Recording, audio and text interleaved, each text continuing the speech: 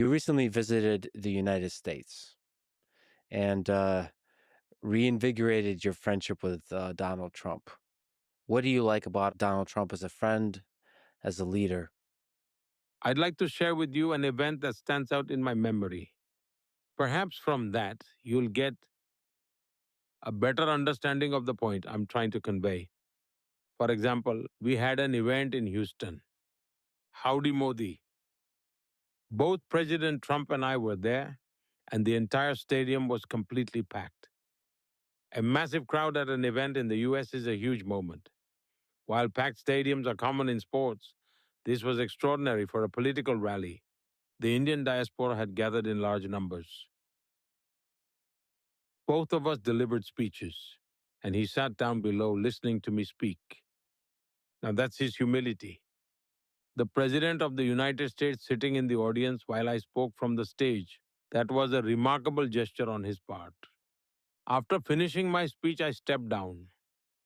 And as we all know, security in the US is extremely strict and thorough. The level of scrutiny there is on a completely different level. I went over to thank him and casually said, "If you don't mind, why don't we take a lap around the stadium? There are so many people here. Let's walk, wave, and greet them." In American life, it's almost impossible for the president to walk into a crowd of Yeah. thousands. But without even a moment's hesitation, he agreed and started walking with me. His entire security detail was thrown off guard. But for me, that moment was truly touching. It showed me that this man had courage. He makes his own decisions, but also he trusted me and my lead in that moment enough to have walked with me into the crowd. It was that sense of mutual trust, a strong bond between us that I truly witnessed on that day. And the way I saw President Trump that day, walking into a crowd of thousands without even asking security was truly amazing. And if you watch the video now, you'll be amazed. When he was shot during the recent campaign, I saw the same resilient and determined President Trump, the one who walked hand in hand with me in that stadium. Even after being shot, he remained unwaveringly dedicated to America. His life was for his nation. His reflection showed his America First spirit, just as I believe in nation first. I stand for India first.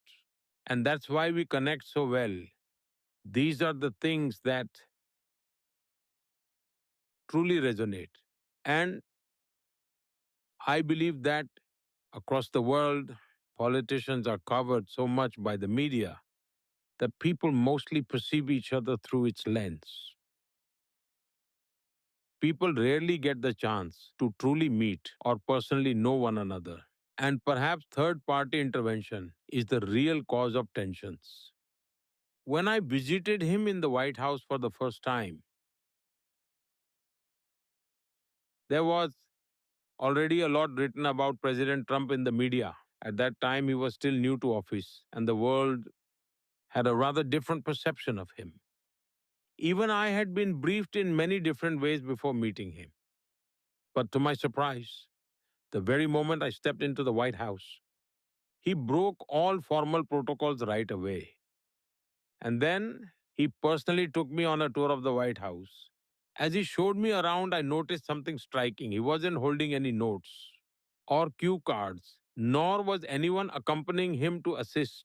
He pointed things out himself. "This is where Abraham Lincoln lived," he said. He even explained why the courtroom was designed so long. He would point at the table and tell me which president signed here and on what date. I found that incredibly impressive.